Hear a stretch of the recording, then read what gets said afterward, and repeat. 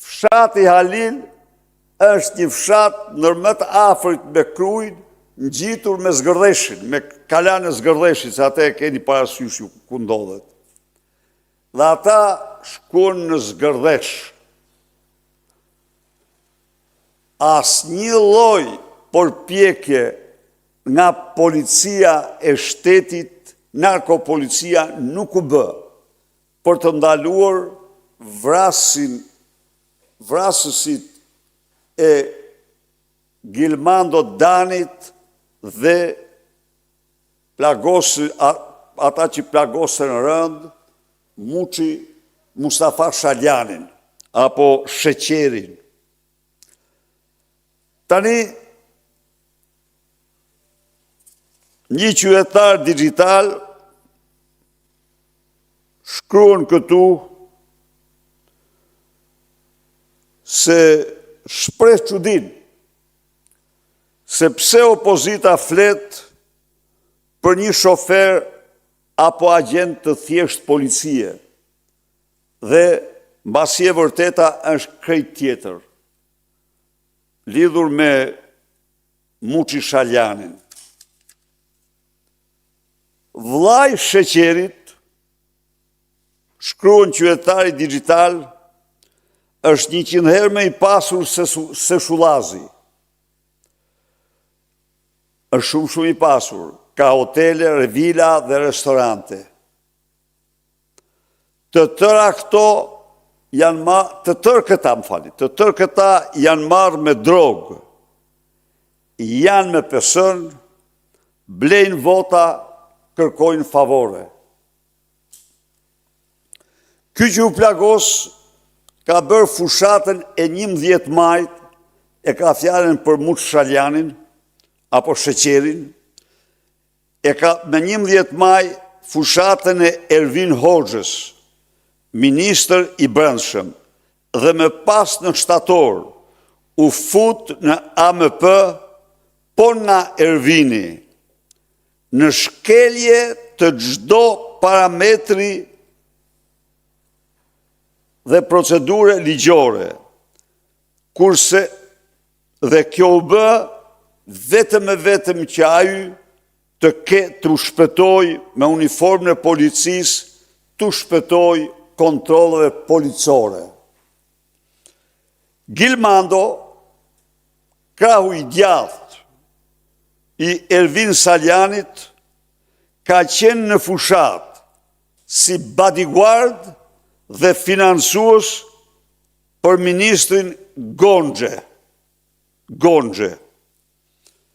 Çuni xhajës së këtij që u plagos është Erges Sheqeri, drejtori i IKMT-s, ky që prish lokalet.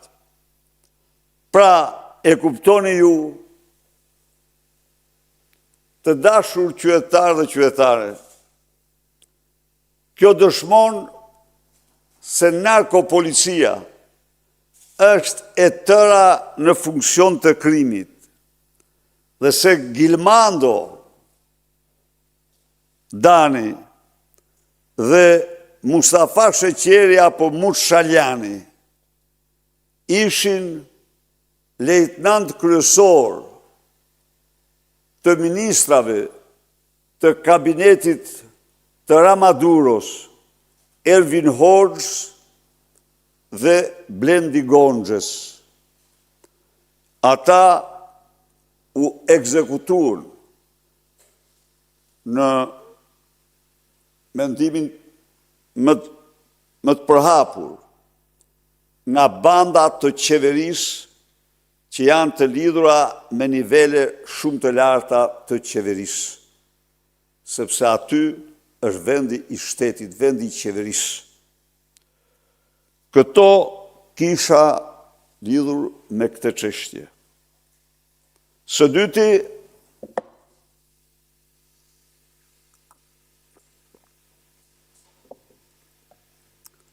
dua t'ju informoj se Balluku Lubi Balluku ka nxjerrë dhëmbët e kërcënimit ndaj Edi Ramës, të parit, por dhe të tjerëve me radhë. Burime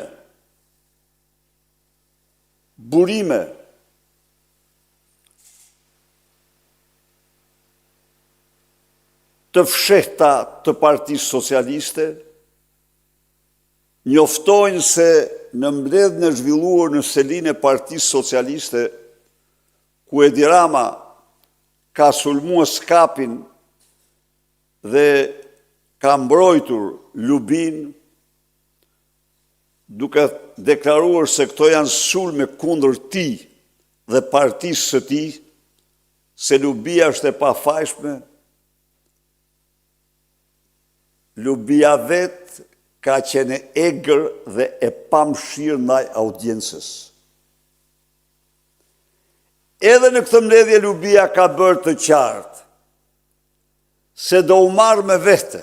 Rams, ajo u ka thënë në mbledhje aty, ku eksponent më kryesor ishte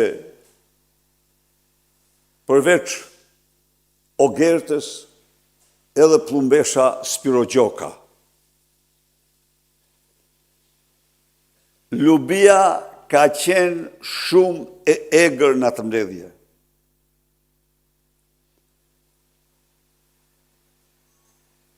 Ndaj dhe Rams ja ka bërë të qartë që absolutisht për çdo gjë që mund të avancoj, do jesh ti kurban para meje. Sepse s'kam bërë gjë tjetër, vetëm kam zbatuar urdhrat e tua. I ka rikujtuar një moment, ndonë se miqësia e tyre ka qenë e pakufishme, është e njohur kjo. Besnikëria e tyre në detyrë lojaliteti në bashki ka qenë i pakufishëm, ndaj dhe ajo është përblyer me atë post që ka marrë. Por përsëri ka rikujtuar. Mos lejo të përsëritet më, se s'do lejoj kur.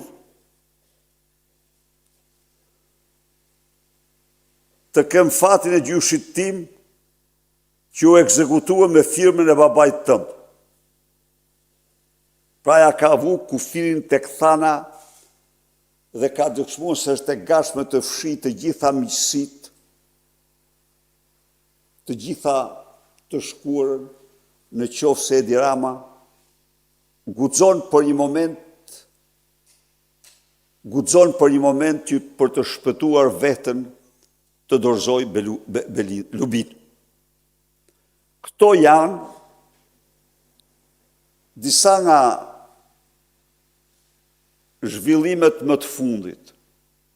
Ndërkohë, ditë e hënë do t'jetë ditë e fillimit parlamentit para kryeministrisë, të qytetarëve dhe parlamentarëve. Partia Demokratike ndërmerr tani një fillim të ri, një analizë të plotë të gjendjes në vend, të situatës, të zgjedhjeve, dhe ecën në bindjen më të thellë se diktatura autoritare e Edi Ramës, narkoshteti i tij, ose ndaj kësaj diktature narkoshtetit, ka vetëm një rrugë, protest dhe vetëm protest.